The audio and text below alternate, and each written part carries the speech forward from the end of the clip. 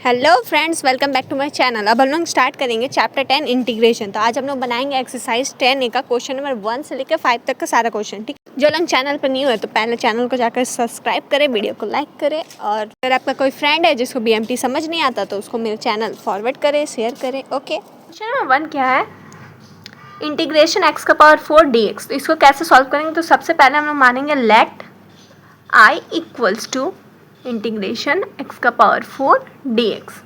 ठीक है, अब इंटीग्रेशन एक्स का पावर 4 dx से करते हैं तो क्या होता है? तो सबसे पहले एक फॉर्मूला हम लोग जान लेते हैं। इंटीग्रेशन एक्स का पावर n का करेंगे तो क्या होगा? तो x पावर में 1 ऐड हो जाएगा और डेनोमिनेटर में ये जो पावर है ये पूरा लिखा आ जाएगा +1 के साथ, और प्लस c कांस्टेंट। ये होता है फॉर्मूला। इंटीग्रेशन एक्स का पावर n dx से करते हैं तो पावर में 1 ऐड हो जाता है और पूरा पावर यहाँ डेनोमिनेटर में लिख देते हैं +c। ठीक है, तो वही यहाँ फॉर्मूला यूज़ करके सॉल्व करेंगे तो क्या हो जाएगा? x पावर कितना है? 4 में 1 ऐड हो जाएगा और पूरा पावर डेनोमिनेटर में चल जाएगा। 4 + 1 + c कांस्टेंट। आगे लिखेंगे तो क्या हो जाएगा? x का पावर 5 बाई में 5 + c। यही हो जाएगा आंसर। क्वेश्चन नंबर बी क्या है? इंटीग्रेशन 1/x का पावर 7 1/2 dx और इंटीग्रेशन x का पावर -7 dx। तो और का मतलब क्या होता है ये लिखो चाहिए। तो इसका इंटीग्रेशन करेंगे तो क्या होगा? कोई भी एक का करेंगे, ठीक है, या तो इसका करना है या फिर इसका। तो इंटीग्रेशन हम लोग इसका करते हैं। ठीक है, इंटीग्रेशन x का पावर -7 1/2 dx। अगर इसका भी करते हैं तो पहले हम लोग इसको इस फॉर्म में लिखते हैं, उसके बाद ही इंटीग्रेशन करते हैं। तो चलिए, इंटीग्रेशन x का पावर -7 1/2 dx से करेंगे तो क्या हो जाएगा? पावर में 1 ऐड हो जाएगा और पूरा पावर डेनोमिनेटर में लिख देंगे, प्लस c कांस्टेंट लिखेंगे, इक्वल्स टू, इस पावर को सॉल्व करेंगे तो कितना हो जाएगा? -7/2 प्लस 1 को सॉल्व करेंगे तो क्या हो जाएगा? -7 + 2/2 -5/2। ठीक है, तो यहाँ पावर क्या हो जाएगा? -5/2। बाई में भी सेम है तो -5/2 प्लस c। अब आगे सॉल्व करेंगे तो क्या होगा? ये x का पावर -5/2 है, माइनस में है पावर तो इसको डेनोमिनेटर में भेज देंगे तो x का पावर 5/2 हो जाएगा। और ये डेनोमिनेटर में फ्रैक्शन में है तो रेसिप्रोकल हो जाता है ना, तो 2 ऊपर चल जाएगा, नीचे 5 बचेगा, और माइनस का साइन है तो माइनस का साइन लगेगा, प्लस c कांस्टेंट। ये हो जाएगा आंसर। ठीक है, यहाँ पावर नेगेटिव में था तो डेनोमिनेटर में भेज दिए तो पॉजिटिव में चला गया।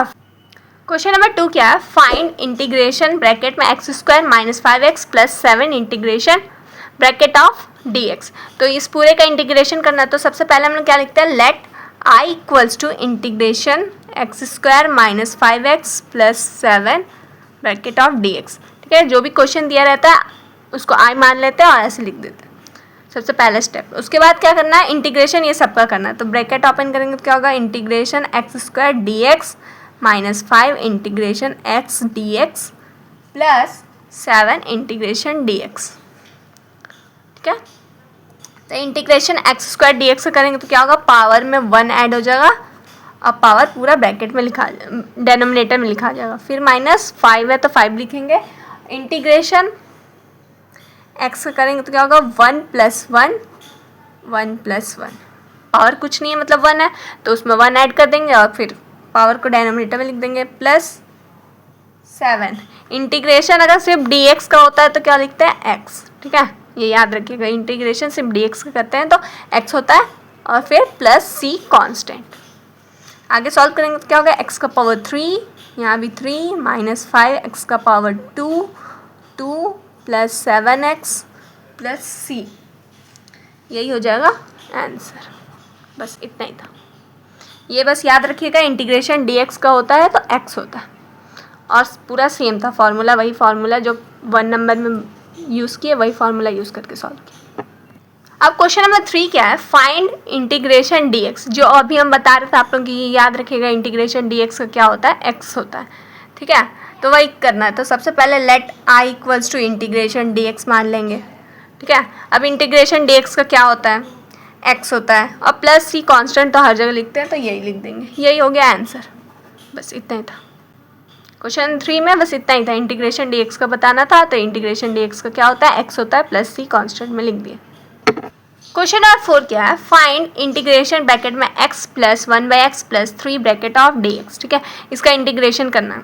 तो आप कैसे करेंगे, सबसे पहले क्या लिखते हैं, लेट आई इक्वल्स टू, पूरे क्वेश्चन को लिख देंगे x plus 1/x plus 3 bracket of D x. ठीक है, अब ये पूरे का इंटीग्रेशन करेंगे तो कैसे लिखेंगे, integration x D x plus integration 1/x D x plus 3 integration D x.